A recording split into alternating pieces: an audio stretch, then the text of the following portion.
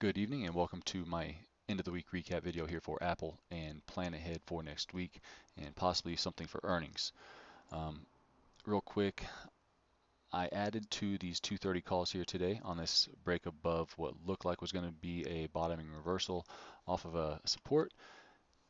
Didn't really confirm or follow through as support, so I'm still holding these, looking for that overall W measured move I'll get to in a minute. These did go very nicely profitable here on Thursday. I did not close any out. Which we'll see if that was a mistake here in the next week or so. On to trade plan for next week. I don't have any notes right here at these moving averages. Generally, I would be bearish below these two moving averages, but with a lot of the positive news comes out, and you never know when you're going to get another announcement that Buffett bought more stake in Apple or whatever. So I'm still going to stay bullish on Apple. Even though we may pull down here to the 50 SMA, still have a plan in place there. 210 calls 4 weeks in the future. And 200 SMA way down here, 185, 4 weeks in the future. This is the overall W that I'm looking at. Has not quite voided yet. Just because I have the lines on here doesn't mean it has to go straight up right away. I expect it to probably chop around here, maybe curl up, maybe even come down and test this level again. I'm not in a rush to add into this position because if it does come down, I want to see how it affects price. I may just have to work my way out of it. So we'll see what happens with that.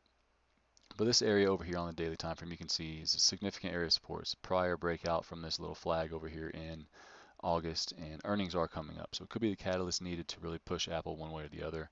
Volume on the day is tremendous here, 96 million shares. Again, today was options expiration date and quad witching. So you had weekly, monthly, quarterly, daily, whatever options all expiring today, which brought a lot of volume into the market. Based on the move it's had in recent history, is profit taking. I mean, a lot of participants probably had calls go deep in the money, so it's time to lock some in. Doesn't necessarily mean it's bearish for the stock, just how things got averaged in. So I want to zoom out here on the monthly time frame. Still, well, we kind of took out the high of last month. Still a valid argument of mine to be a bull flag above this level for a nice measured move up here of about 30 bucks, 250, 260-ish area. But we'll see how this plays out as this month closes. Next month will probably be a little bit of a inside pattern until we have that catalyst of earnings. Weekly basis, weekly chart here, slightly dipped outside of last week's indecision candle. This I'm going to look at as a false breakdown, which leads more strength to my bias right here in this W pattern.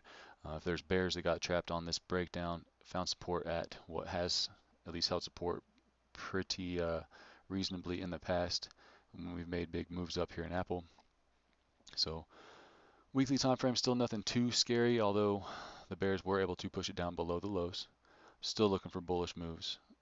On the daily time frame, the daily candle is not the prettiest to look at. It's kind of an ugly candle. There's really nothing to argue with there. I mean, bears won the day, and there's a significant amount of volume. Now, the question is if there's a follow through in that. In my opinion, we're going to have some support around this 215 area. So if that fails, I get out. I look for lower supports. It's as simple as that. For now, this is my trade plan for next week. We'll see what happens. Have a good weekend, and good luck.